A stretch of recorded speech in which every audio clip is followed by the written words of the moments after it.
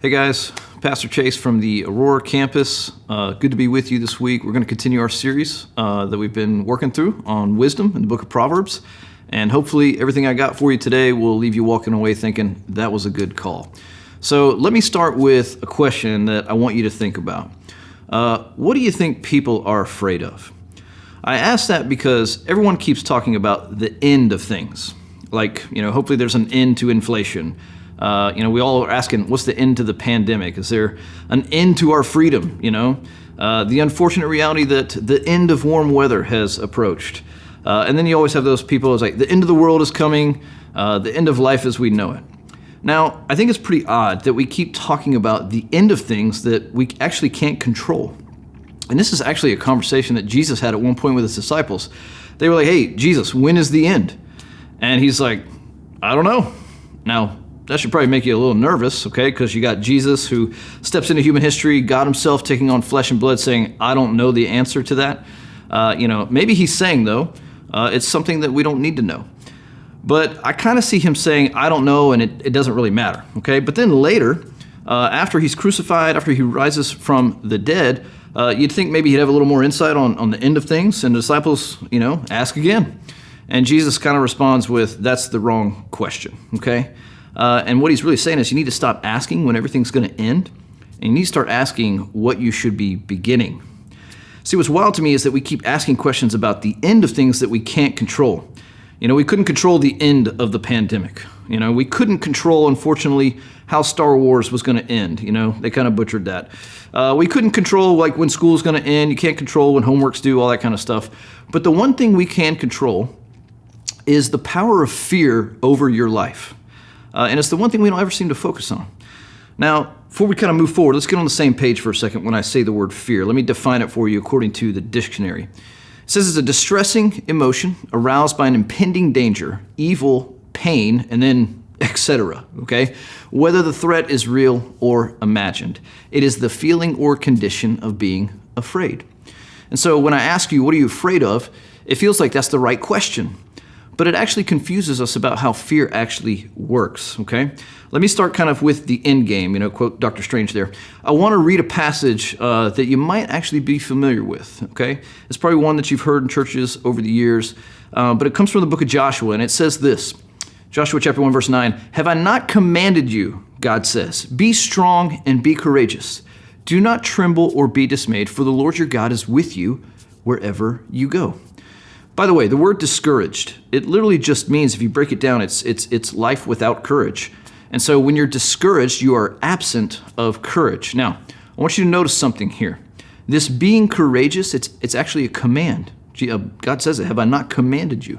It's not a suggestion or a recommendation. See, we've got a lot of commands in the Bible, and we tend to think, don't do this, don't do that, all that kind of stuff, okay? But here, God is commanding us not to be afraid. Has it ever occurred to you that the space between you and the life God imagines for you, the space between you and the life God wants you to live, the space between you and the life God created you to live, the space between you and the life you long for is filled with fear? And that if you live your life navigating away from fear, you will never get to the place that you long to be, the life you imagine. You'll never get the life that you hope, because no matter what you dream of, and here's the reality, I don't even need to know your dream. Okay, if you have a dream of a different life, a different you, a different future, whatever it is, that space between you and that dream is fear. And you've got to figure out not how to go around it, okay? You've got to figure out how to navigate through that fear. And so if you're a follower of Jesus and you're a person who's informed by the scriptures, you need to know that courage is a command. It's not a recommendation. Courage is not secondary, it is essential. Okay, it says, do not tremble or be dismayed. That's easy to say, okay? But typically you only say it to people who are afraid, okay? But courage is not actually an emotion. You don't feel courageous. You just are. Now, you might have some adrenaline pumping or something at some point, but you just kind of go for it. There's not like a feeling of courageous. It's not like we woke up today, man, I feel courageous, In fact, a lot of times when a person feels courageous, they're not really doing anything courageous. See, here's the thing that should probably scare us a little bit, okay? When you live by fear, you're going to feel fear. When you live by courage, you're going to feel, wait for it, fear. That's probably not what you expected, I would imagine, okay? but there's no way around feeling fear. And so if you're going to feel it, if you're going to live your life of fear and you feel fear, if you're going to live a life where you live courageously, but you're going to feel fear, why not just live a life of courage anyway? I like James Bond, I've seen a lot of those movies, it kind of reminds me of myself a little bit, I'm just kidding. But one of the movies that I really like is the movie Skyfall. And in the movie, James Bond is having a conversation at one point with a woman, and she says to him, "What do you know about fear?" And I kind of love his response, but at the same time, I kind of hate it. But he says to her, "All there is." Can I just be honest for a second? Like, that's me, okay? I know all there is to know about fear. I have felt it all the time. It is a good friend of mine, okay? I'm afraid of snakes. I'm afraid of spiders. I'm afraid of roller coasters. I'm afraid of flying in airplanes. I'm afraid of being vulnerable. Just doing this video and this talk is scaring me to death. But I want you to realize whatever you think you're afraid of, that's actually not the object of your fear. You see, death is not the source of your fear. It has no capacity to evoke fear in you.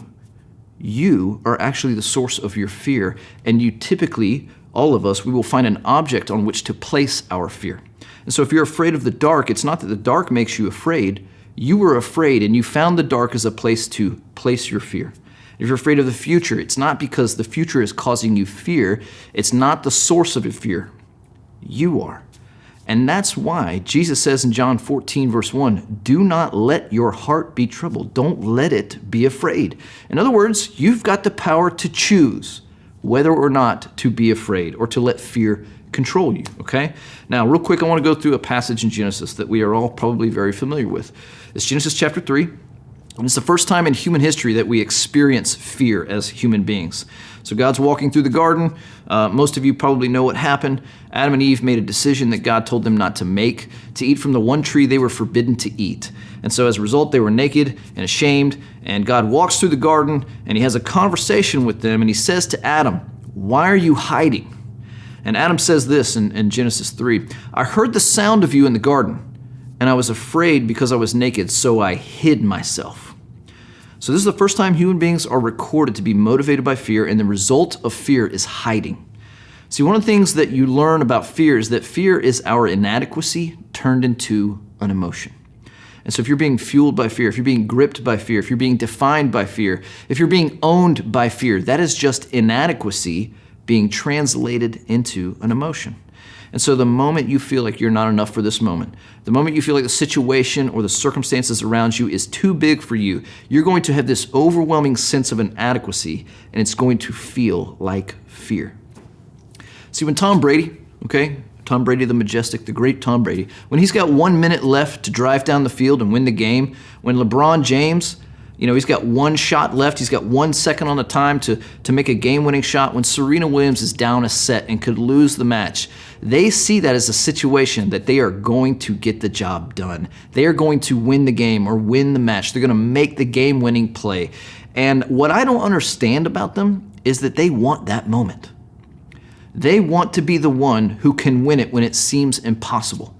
When I was playing football and I was the quarterback, I had to throw the ball. If we were down late in the game and we got the ball with just enough time to go down the field and win, I didn't want that moment. Honestly, it was just too big for me. It scared me to death. I'd rather go puke in the corner somewhere, okay? Because in that moment, it felt like it was all on me. I had to make the plays to win. I had to throw the ball accurately. And if I didn't and we lost, it was all my fault, right? No thanks, okay? Because it's in those moments where the inadequacy would shine the brightest, right? Because you didn't get it done. And for me, I would rather just go hide. Jesus speaks a lot about fear. In fact, he addresses it on multiple occasions, but one occasion is in Matthew 10, and he actually says this. He says, "Therefore do not fear them, for there is nothing concealed that will not be revealed, or hidden that will not be known. What I tell you in the darkness, speak it in the light, and what you hear whispered in your ear, proclaim upon the housetops. Do not fear those who can kill the body, but are unable to kill the soul, but rather fear him who is able to destroy both soul and body in hell. Are not 2 sparrows sold for a cent? And yet not one of them will fall to the ground apart from your Father. But the very hairs of your head are all numbered. So do not fear. You are more valuable than many sparrows." That's Matthew 10, verse 26 to 31. And see, what Jesus is saying is that you and me, all of us, we have value in the heart and mind of God. We have an infinite value. And so those moments where you feel inadequate, those moments where you feel like you're not worthy of love, you need to realize that God knows every single sparrow that falls to the ground, and he cares so much more deeply about you. And so we don't need to let fear seep into our soul. Now, I know you're probably asking yourself, well, what does that all have to do with wisdom? Okay, let me do my best to tell you. Proverbs chapter 1, verse 7, it says this: the fear of the Lord, there's our word, the fear of the Lord is the beginning of knowledge. Fools despise wisdom and instruction. Okay, so let me backtrack for a second. If you're going to live a life of courage, you're going to need God's wisdom. But if you fear the future, if you fear being found out, if you fear that people are going to find out who you are, so to say, your fear is misplaced, okay? See, the fear of the Lord, that's kind of a weird statement, right? Like, why should we be afraid of God? But it's actually like an affectionate term, okay, that a child of God would have, in which he or she would bend their will humbly and carefully to their Father. Okay, so quickly, I want you to follow me on this, all right? 1 John tells us that God is love. It also says that perfect love drives out fear, because fear has to do with punishment. So, for example, if you look in the mirror and you don't like your body, you think you don't look beautiful, or you think you don't look ripped, okay, you're going to feel the fear, and all of a sudden you feel inadequate. And so when that happens, you're concerned with punishment, all right? And so to look better, you think you'll punish yourself perhaps by what you eat or what you don't eat, or an attempt to control the other people around you, their perception of you, okay? Or you will feel the punishment of others, thinking they will judge you because of how you look. But when you fear the Lord, you aren't concerned with what others think about you. Because you fear him, or you affectionately bow down to him because you know he loves you and has your best interest in mind, when you do that, God has your best interest. You can't lose. This gives you the courage not to be concerned with what others think about you. And so you won't punish yourself, because you know the scriptures say that you are fearfully and wonderfully made. And when God made you, he did not make any mistakes. And so you're actually free to live from God's perfect love, a perfect love that casts out all fear. And when you live that way, it's just wise. It's what we call a good call, okay? It is wisdom at its best. See, the reality is, when you're afraid, your brain gets flooded and you can't think as well as you want. But when that fear is a fear of the Lord that is flooded with love, you're able to think the things of God. You're able to live out the wisdom. And that's a good call. So, hope that helps out. Love you guys. Look forward to next time.